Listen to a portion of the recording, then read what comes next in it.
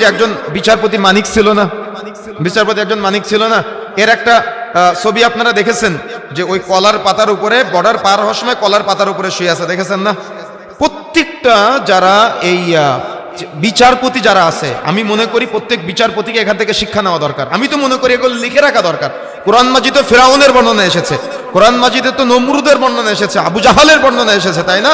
তো এদের বর্ণনাগুলা আমাদের পরবর্তী বংশধর যারা আছে, যারা বিচারপতি হবে, তাদের জানানো দরকার, তাদের জানা দরকার যে এরকম আল্লাহ রাব্বুল আলামিন, তার মানে পৃথিবীর বহু মানুষকে, যারা মানুষকে কষ্ট দেয়, যারা মানুষকে জঘন্যভাবে মানুষকে বিভিন্ন তার মানে বিচার করার সময় কাউকে সত্যকে মিথ্যা, মিথ্যাকে সত্য বানিয়ে যারা প্রমোট করার চেষ্টা করে, এদেরকে আল্লাহ রাব্বুল আলামিন এভাবে শাস্তি দেয়, এটা আমাদের পরবর্তী বংশধরকে জানা দরকার।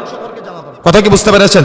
পরবর্তী বংশধরকে এগুলা প্রত্যেকের জানা দরকার। তার মানে প্রত্যেকটা সেক্টরে, প্রতিটা ক্ষেত্রে আমাকে আপনাকে এটা জানা দরকার। প্রত্যেকটা দেখছেন আমাদের সমাজে